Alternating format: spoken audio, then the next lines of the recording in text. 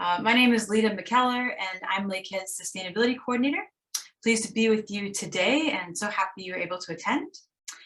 Welcome to another event in Research and Innovation Week 2022's Research Showcase. So if you don't know already, this year the theme of Research and Innovation Week is planetary stewardship in support of the university's Year of Climate Action. And our Research and Innovation Week is understanding planetary stewardship as the act of respecting and caring for our home, Mother Earth, and in particular, understanding that science demands human action in response to climate change, or urgent human action, I should say, and that we have a very critical window of opportunity to act on that. This year is the Lakehead University declared the Year of Climate Action, and it's our response to taking that action, or at least the next step in taking that action. And the Year of Climate Action is really about creating the possibility for change that's amplified when we work together. And so it's being coordinated by a wonderful team of faculty, staff, and students at Lakehead, but it's really an invitation to all departments, offices, groups, students, individuals at our university, and also our community to get involved, whether it's through events, initiatives, or concrete climate actions. So if you'd like to learn more about that, please visit lakeheadu.ca/yoca, Y-O-C-A. I'll put it in the chat after, and you can see what future events are lined up. And I will just put a little plug in for, we have what we've been calling the Lakehead Climate Action Symposium lined up for May 2nd, 2 to 4:30 p.m. So if you go to the website that I put in the chat, or I just saw it was popped in the chat, you can actually register for that now. And that's going to be a really great way to transition out of this Year of Climate Action and consider what's next. What do we learn from Yoka, and where do we go from here? But for this year's Research Showcase, it features presentations by leading climate change researchers here at home at Lakehead University and also in other institutions. So we're so honored to learn from these researchers and all the ways that they're conducting research in response to climate change, because we know that to respond to that urgent and the need for transformative change is really created by the accumulation of all this collaborative work. I'd also like to acknowledge that in Thunder Bay, we're on the traditional lands of the Fort William First Nation, signatory to the Robinson Superior Treaty of 1850. And in Aurelia, Lakehead University resides on the traditional lands of the Anishinaabe people and the Rama First Nation. We know that those least responsible for climate disruption and greenhouse gas emissions, including many Indigenous and racialized communities, are often the most vulnerable to its impacts. Yet Indigenous communities have and continue to be active leaders, and there are many Indigenous authored resources that you can check out to learn more about how you can further climate justice in particular, which is such an important area in this field. So I encourage you to seek those out if you haven't already. And you can check out, one example is the Indigenous Climate Action Network, which has some really great podcasts and resources and reports to check out. I also want to honor the fact that over the last 3 decades, Indigenous peoples have advanced and advocated for really some of the strongest climate policies and actions rooted in their rights, language, cultures, and identities. And a recent report from Indigenous Environmental Network states that Indigenous resistance has stopped or delayed about the equivalent of 25% of annual US and Canadian greenhouse gas emissions, which is really substantial. And their work at the front lines has stalled many projects that could have accelerated emissions. You know, the university created the Year of Climate Action to be a platform which will bring together, like I said, all these different folks, faculty, staff, students, and community members to listen, learn, share, and act on climate change and also climate justice and the things that I've illustrated. So I really encourage you to check that out if you haven't been involved. With that, I'm very excited to introduce our presentation today titled Policy, Incoherence, and Uneven Coverage, a review of climate change education within Canadian curriculum texts. And it would be my great pleasure to introduce our presenter, Dr. Ellen Field. And Ellen Field is an assistant professor in the Faculty of Education, and she teaches environmental education in the Bachelor of Education program and climate change education in the Master of Education program. And she is the co-chair of the Canadian Regional Hub of Monitoring and Evaluation of Climate Change Education, and a community advisor to the Climate Education Reform British Columbia campaign, and co-founder of Climate Change Education Canada, a professional learning community. And she's also a climate activist and mom to a vibrant 5-year-old. So with that, it's my pleasure to pass it over to you, Ellen. Thanks, Lita. There's a lot of climate change education pieces for you to say there. So just give me 1 second while I share my slides.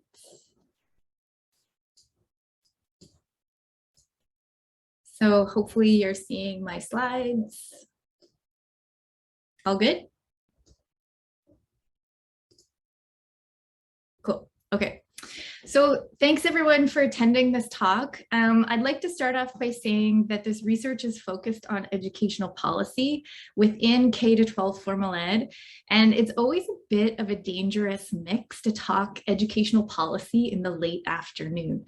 So I'll do my best to keep this lively, keep it engaging. And also, if as I'm going through the content, please feel free to drop questions into the chat, and I will deal with them at the end, but if it's easier to do it in the moment, I'll do so. So this project was supported in part by funding from SSHRC. It came out of a SSHRC-funded postdoc that I took up here at Lakehead.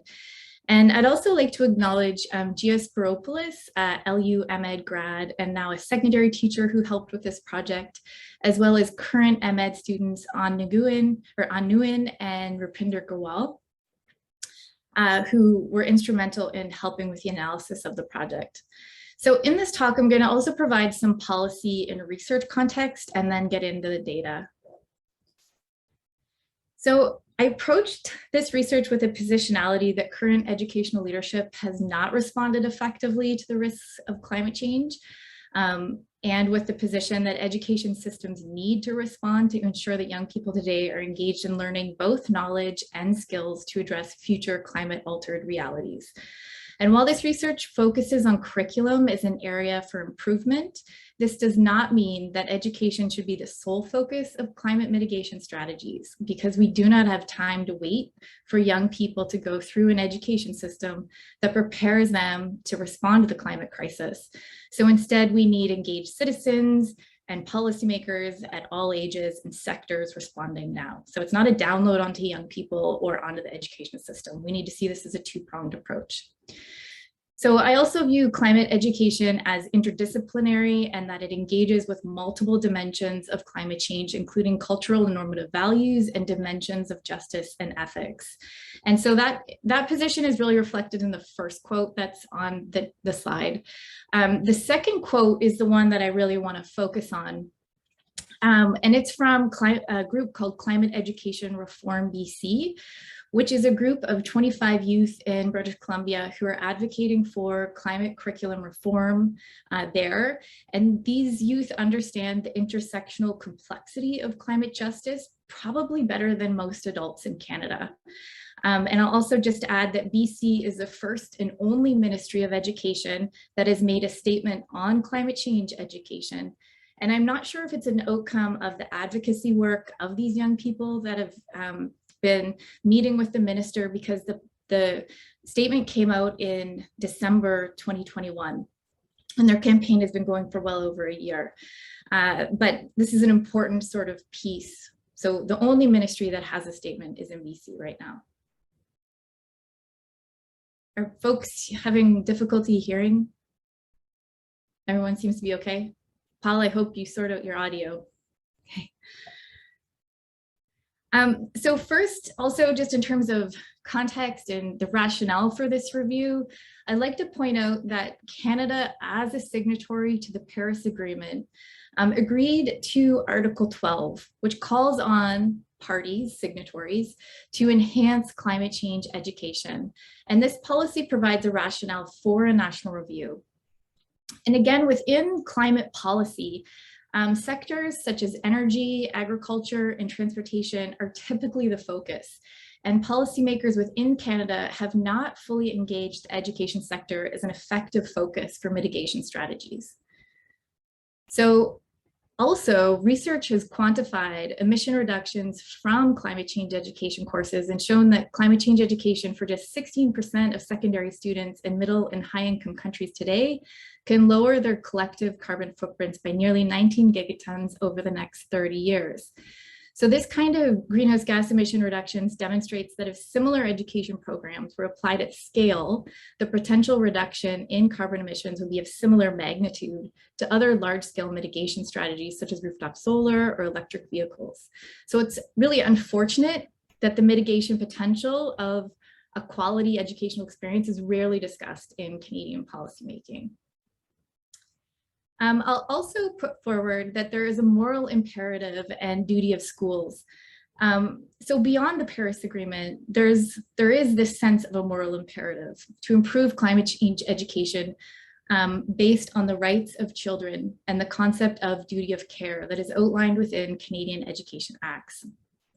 And again, stay with me, this is a little bit of a policy wonk piece, but in 1991, Canada ratified the United Nations Convention on the Rights of the Child, which provides a foundation for the protection of children's rights globally. And this right was previously outlined in earlier international covenant on economic, social, and cultural rights, which was also used to ground children's rights in Ontario and other provinces. So this has been formally adopted into, this has not been formally adopted into domestic law, but it underpins these acts. And so while it's not legally binding, these principles are inherent in the acts which are. So from this, it's argued that it should, that while it's underlying there, the Canadian Charter of Rights and Freedoms is presumed to provide at least as great a level of protection as found in Canada's international human rights obligations. And two, that statutes should be construed consistent with international obligations. So again, the sense that we should, while it's not legally binding, it's underlying our laws. So this suggests this moral obligation for policymakers to ensure policy is aligned with the UNCRC, wherein children have a right to survive, which is Article 6. Develop the fullest to be protected from harmful influences, abuse, and exploitation, Article 9. To access education, Article 28. And an education system that helps develop every child's personality, that talents and mental and physical abilities to full, including respect for children's rights, Article 29. And then additionally, Article 12 of the UNCRC also also empowers children and young people to be actively involved in decisions that affect them and to have their opinions taken into account by adults, which implies that children can negotiate with adults and caregivers. So I think there's also a clear, besides these underpinnings in policy, we can look at rates of climate anxiety among young people as another sort of piece of the moral imperative. But if we want to look at policy, we can also draw upon these pieces. Lastly, there's also support for improved climate change education in Canada, in Canadian schools from the public. So the report, Canada, Climate Change and Education, Opportunities for Public and Formal Education, which was a report that came out of my SSHRC postdoc as well, shares findings from a comprehensive national survey. Over 3,000 Canadians were engaged in this research, and it reflected the widespread support for improved climate change education at schools. So it reported that 2/3 of Canadians and 80% of teachers believe that schools should be doing more to educate students about climate change. It also showed that there is limited class time spent on climate change content, with between 33 to 59% of teachers reporting teaching any. And then for those teachers who do integrate, 1 to 10 hours of instruction per year or semester. And lastly, only 32% of our close sample teachers feel that they have the knowledge and skills to teach about climate change. So this really indicates the need for professional development and classroom resources. But so there is this strong support to improve climate change ed policy. So for this research project, the aim is to provide this comprehensive overview of climate change ed in provincial and territorial curricula by grade and subject. mandatory and elective courses, as well as applying a ranking tool which assesses curriculum depth, and that this ranking tool is also derived from research literature that looked at empirical case studies or empirical research on what the best climate change education interventions are. So first, I'm going to briefly outline current curriculum policy studies that have been conducted in Canada. So mostly they have broadly discussed policy. So in Beeler et al., it was a comparative analysis between ministries of environment climate action plans and language on the role of education to education policy documents.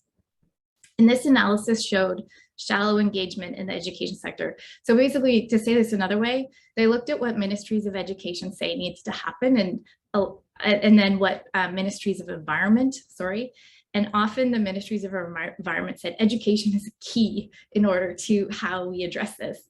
And then when they went to the ministries of education policy, they were like, there are big gaps in terms of how education as a sector is addressing this. The next study is the Wins and Nichols study.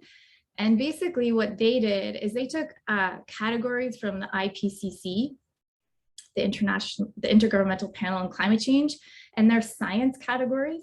And then they reviewed curriculum according to these 6 categories.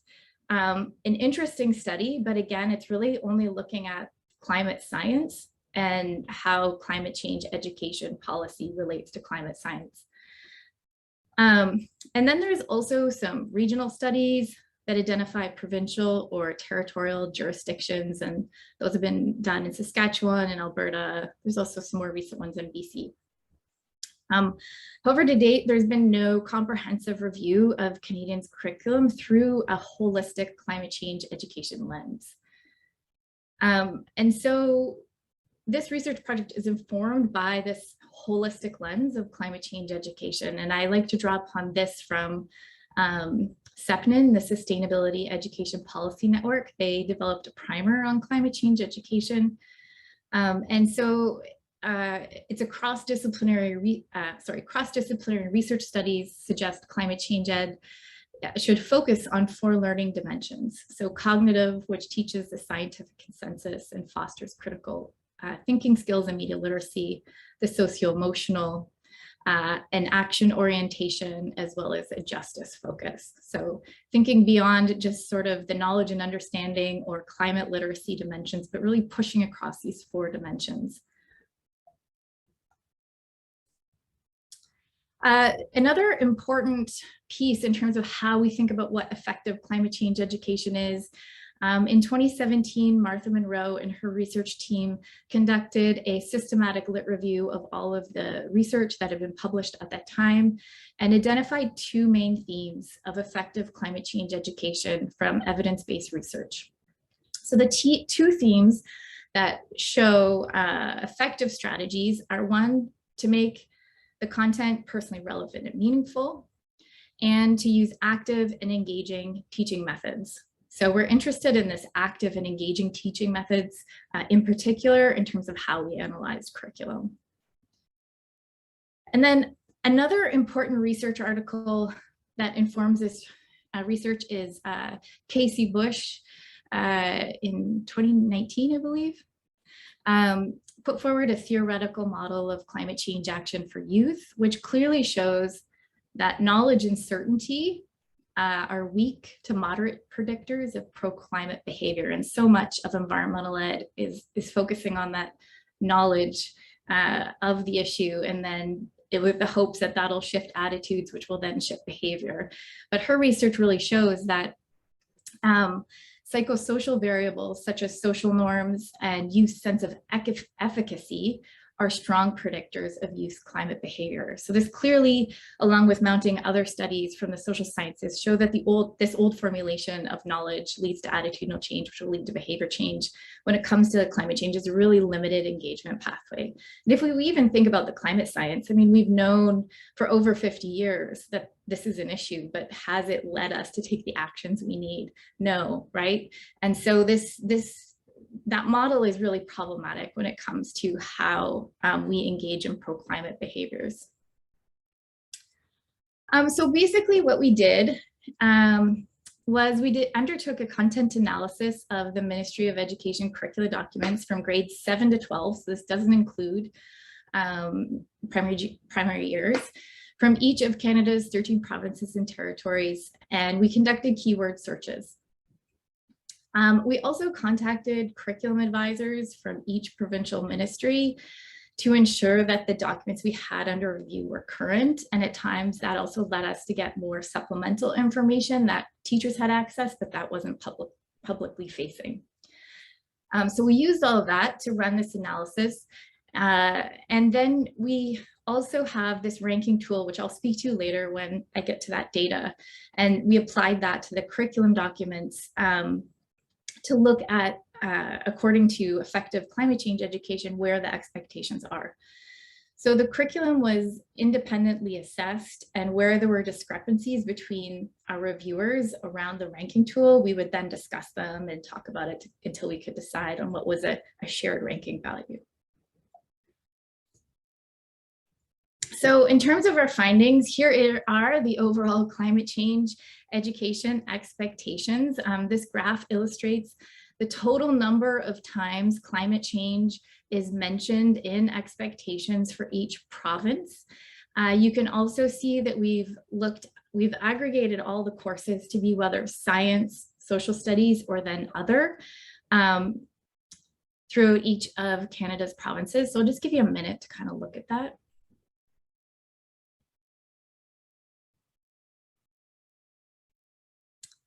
And from this preliminary step of analysis, the data shows that there is uneven coverage of expectations across the curriculum.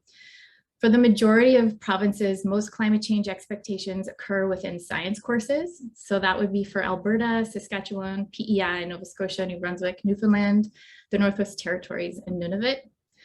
However, this is not the case for other provinces where there are far more climate change expectations in social studies than in science courses. So if you look at Manitoba, there's actually 216 climate change expectations in social studies courses, and then only 20 in their science courses.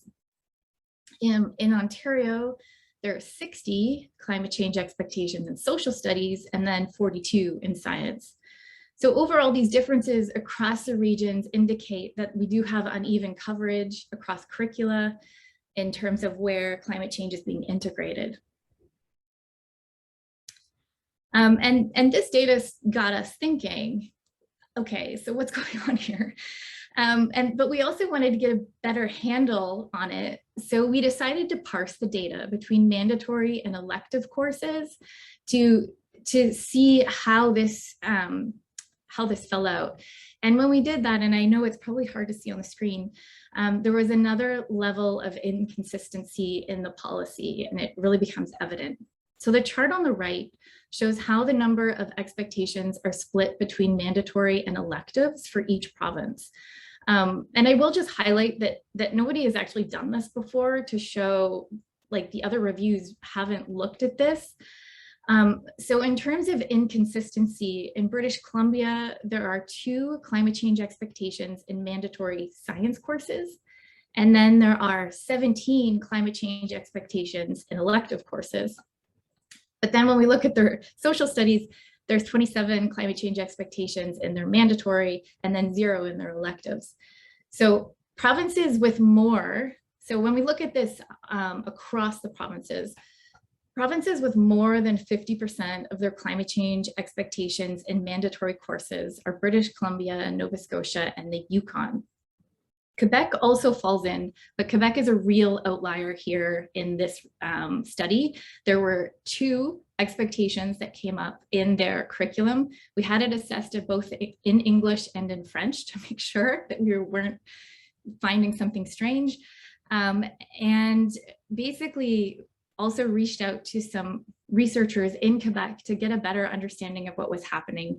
And basically to say that the Quebec curriculum is so different, and it also has a lot of big ideas that teachers can then map to, which may explain, because the issue that I had is there's very high rates of climate literacy in Quebec. Climate literacy is among the highest in Quebec and British Columbia. So if there's only 2 climate change expectations, where is this high level of climate literacy coming from? And so I'm not sure exactly, but the curriculum review in Quebec needs to be sort of taken up with folks who better understand the Quebec education system. So the other sort of piece I wanted to reference here is most of the climate change expectations do occur in elective courses at the senior secondary level for the rest of the provinces. So that would be for Alberta, Saskatchewan, Manitoba, Ontario, PEI, New Brunswick, and Newfoundland. So this data starts to illustrate the lack of priority of mandatory climate change expectations within curriculum documents, and provinces that have more recently undergone moving curriculum towards competency-based approaches. So basically, most curriculum documents have content descriptors, which is sort of like the knowledge focus. BC and Nova Scotia have recently moved their curriculums to what's called competency-based approaches. And where those provinces have more recently reformed their curriculums, they do have much higher percentages of mandatory climate change expectations. So BC was 63% and Nova Scotia had 98% of their expectations being mandatory. So that's a good thing. We just need to deal with the other provinces. So to further sort of investigate these expectations within the curriculum, we applied this very basic ranking scale to each provincial and territory curriculum document. And the ranking scale was informed by many of the research studies I outlined that identify best practices, and also recognizing scaffolding climate learning through 3 levels. So the scaffolding starts with developing increased levels of climate literacy, level 1, acquiring critical thinking abilities to analyze, interpret, and assess climate impacts of mitigation, so level 2. And level 3 is really to act on climate learning. And for this, I'll say we were generous in our interpretation of the expectations that even just sort of gestured towards taking action. We would give them very close to 3, if not a 3. So we were generous in what we were assessing in terms of acting.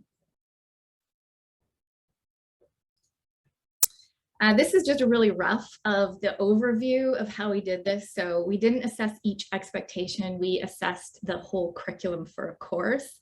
And this is a snapshot of that curriculum ranking analysis using this 0 to 3 ranking tool. And the grades that are highlighted in yellow indicate the opportunity for the course within the grade to be elevated to a level 3 based on the activities and topics the teacher chose to highlight. So it shows the capacity for it to be action oriented if the teacher wanted to take it there. And then this graph shows the overall ranking of each province for science, social studies, and other courses where the expectations, where climate change was discussed. Each subject has this specific ranking, as I just said, but the graph illustrates the total ranking summary for each subject. And really, we just calculated this by adding up the rankings for each course or grade together for each province or territory. And you can see some are much higher than others, like PEI. The curriculum resulted in high scores there, and Ontario also had fairly high scores. And we did rank several courses at a 2.5 or 3.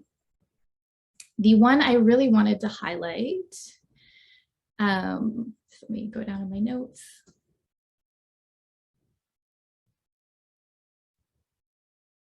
So Ontario's social studies and science courses were ranked at a level 1 or 2.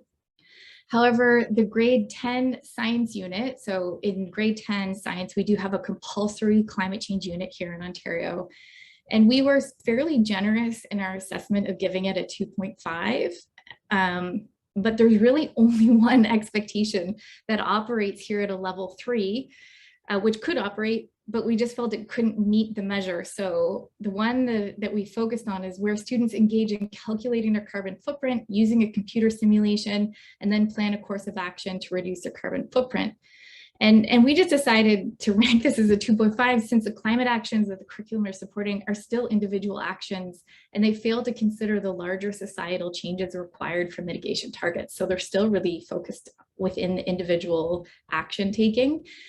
And overall, we found that most expectations, most courses, when we analyze them on the course level, engage with climate change at a level 1 or 2. So they're focused mostly on knowledge and understanding or some critical thinking. And that was 87% were sitting there, but only 13% we could justify giving them any action orientation. So that's very concerning in terms of all of the studies that we're seeing around climate anxiety, the need to teach solutions, the need to get active with young people. So that was a bit eye-opening. So in terms of the key findings, the majority of climate change education in Canadian classrooms, if it's following the policy, occurs in elective courses at the grade 11 and 12 level. It's not comprehensively integrated throughout subjects or grades. There's uneven coverage. The second, the majority of curriculum focuses on understanding climate change concepts, but is limited in higher orders of thinking or in acting upon climate change. And then this other piece that we found when we're talking about moving the reformed curriculums to competency-based curriculums, because our research project actually spanned the transition from BC going from a content descriptor curriculum to a competency-based curriculum. And so before in BC's older curriculum, there was actually far more expectations on climate change, like explicit mentions of climate change. But when they moved to the competency-based approach, they actually have much fewer explicit mentions of climate change. But what we know is that this move is actually better alignment with best practice of climate change education, but it really requires that teachers know how to tie climate change education to the big ideas that the BC curriculum puts forward. There's so many links that can be made if you know how to make them as a teacher.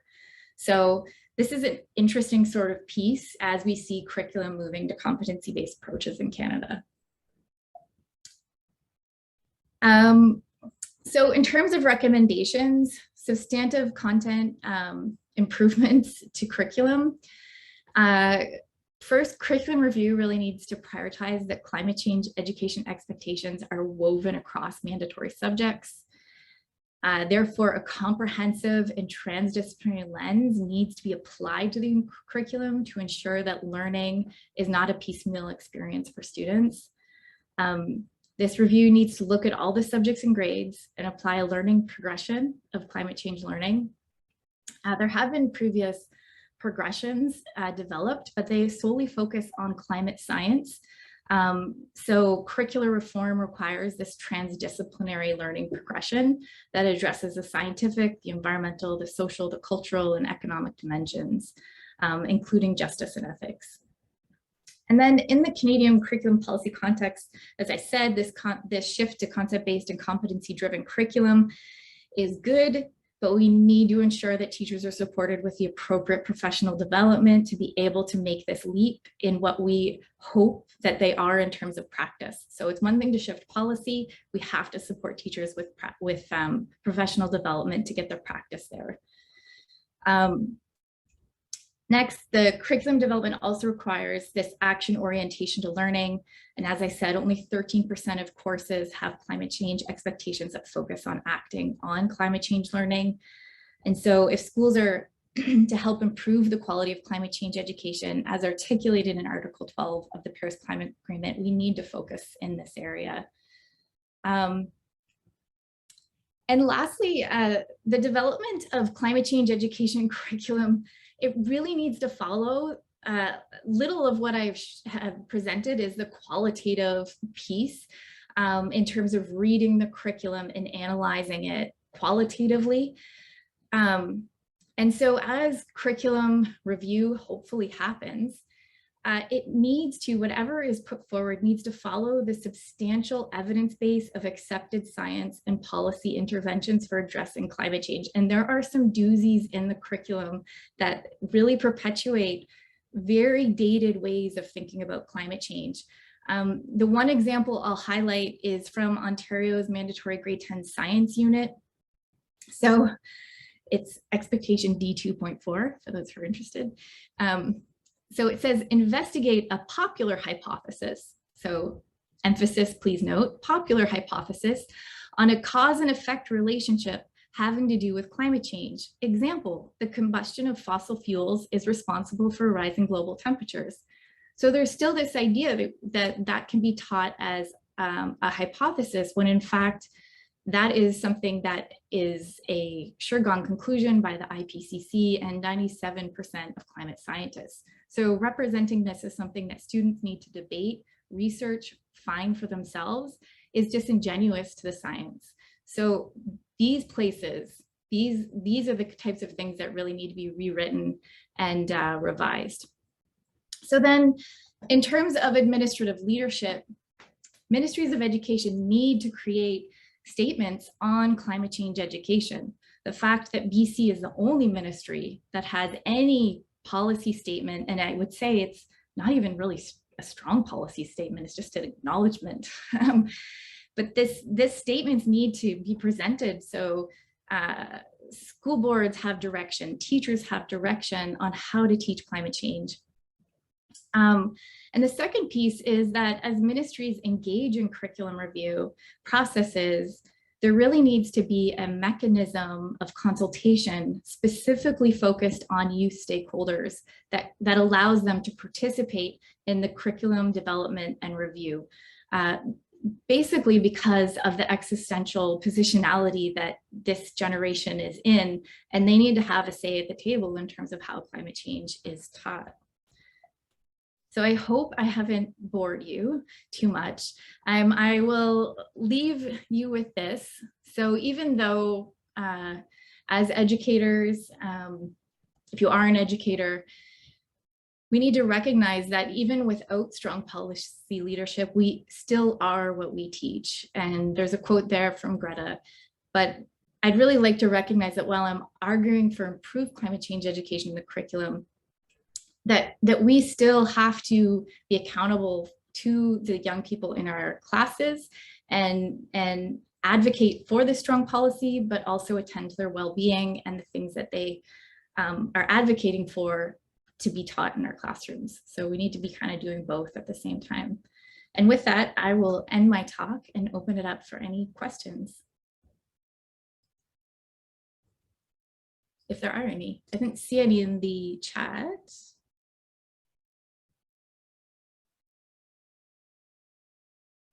Uh-oh, everyone went to sleep. I don't have a question right off the top, Ellen, but I just wanted to say I love how your presentation with your fellow panelists this morning complements the one today. You know, the one today is really focusing on public school, like secondary school, and but then the one this morning was such a wonderful pair because it was focused on climate change education for the teachers who are going to be teaching in these other public settings. So I love that you're working on both angles there. I think that's wonderful.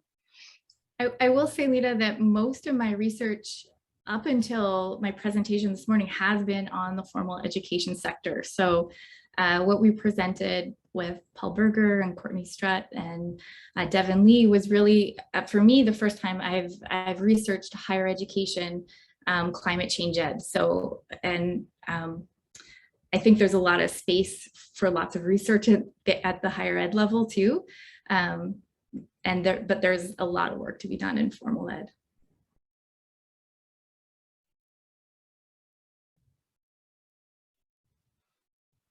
I do have a question.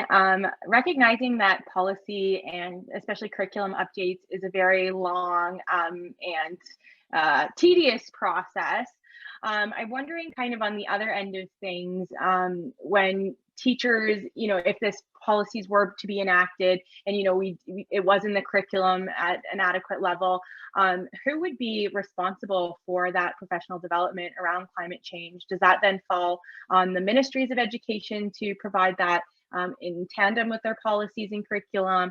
Does it fall to outside stakeholders? does it go back to, you know, teachers' education? Who I guess is responsible for then keeping the momentum going once it is in the curriculum? Sure, that's a great question, Sydney. I think the first part is, yes, curriculum reform has always taken a long time. And I think part of what I'm cautious about is while the model of curriculum reform has been developed at a time when there wasn't rapid change and uncertainty, that just because that was the way of doing business, that doesn't mean we have to change things. And there's been many countries that have more quickly moved on integrating and making climate change education mandatory. So Italy, the state of Islamabad, Cambodia, parts, I think New Zealand made it a course, but there's these pockets. And so this idea that like, well, we can't do it, I'm not sure where that comes from. And I think we just need to be really critical of systems that were developed at a time of linear change and recognize that we're in a time of unprecedented, exponential, rapid, and uncertain change.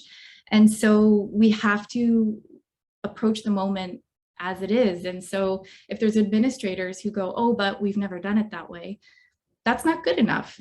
And the second piece is around one of the challenges with Canada is because we have a federated education system that provinces get to decide what each curriculum is. However, there is interesting discussion happening at the federal level where, because Canada has signed on to these internationally binding agreements that we have committed to enhance climate change education, there's this tension currently being discussed between the feds and the provinces. And so the feds are actually, you know, talking about like, could we put forward a policy framework, you know, and sort of engaging in those types of discussions. And actually in 2002, the federal government put forward a policy on environment and sustainability education. And so again, we have to question the mentality of like, well, we haven't done it before, it's going to take a long time, you know, and just really see that this is something that needs to be addressed and then do the work. How the mechanism for that it would then, the feds cannot make provinces change the curriculum, but they can put forward frameworks, right? In terms of professional development for teachers, that usually flows, funding from the ministry will flow to school boards, and then school boards adjudicate and decide how that professional development funding is allocated. Climate change education professional development for teachers has always been ad hoc. It always takes a back seat to literacy and numeracy at the school boards in terms of funding. And so it generally is very underfunded. It's not, there's no coordinated approach to how professional development for climate change ed funding gets rolled out. So again, that's a real need, is to figure out how to ensure that teachers get the professional development they need. There is also conversations around how if you could have the teacher licensing organization, so the Ontario College of Teachers, if they made it a requirement that incoming teacher candidates or incoming pre-service teachers would then have a component that they're in their faculty of ed, they had to have climate change education. That would be a way to ensure that teachers coming into the system have this background foundation. That has yet to happen. There are people advocating for that in Ontario and in other provinces, but there's been no movement on it yet. I hope that answered your question. There's a question in the chat, Alan. Do you know if education is on the radar of the Net Zero Advisory Body? I don't know, Anne. Can you give some background to that? Hi, I'm not oh, hang on. Hi, can you hear me? Oh, there I am. Your audio is a little bit jumbled, but maybe try.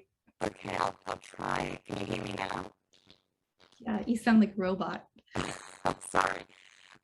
So just very briefly, the Net Zero Advisory Body was formed when Canada passed Bill C-12, which was the Canadian Net Zero Emissions Accountability Act.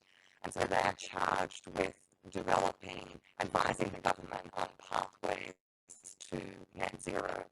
And given what you're saying about the very significant importance of education, I think that they really should know about this, and I'm not sure if you've considered approaching them, or if that might be one way in which to get this on the federal radar a little more. So. You know what, that's a great suggestion, Anne. And I don't know anyone in that group, but I would be more than happy to have a conversation with anyone. So if anyone knows anyone on the Net Zero Advisory Board, feel free to connect me with them. Thanks, Anne. I will just also give a little plug. I met Anne actually through a Facebook group that I moderate called Climate Change Education Canada. And it's an informal group of educators from across Canada. There's over 1,000 folks in it. It's the only reason I still have Facebook is because of this group. There is so much good content that flows through, and it really is a professional learning community. People are really generous. So if this is an area of interest to you, please, by all means, look up Climate Change Education Canada. It does have a focus on the K-12 education system, but it is a real connector. Thanks, Lita. Lita's also typing in, you can register for the Climate Action Symposium. So I don't know if you want me to speak to that, Lita, but there will be a Climate Action Symposium where we can talk about strategies for Lakehead to what are we going to do after the year of climate action. Thanks, Ellen. I just typed it in there because I mentioned it in my intro. I think it's good to plug it.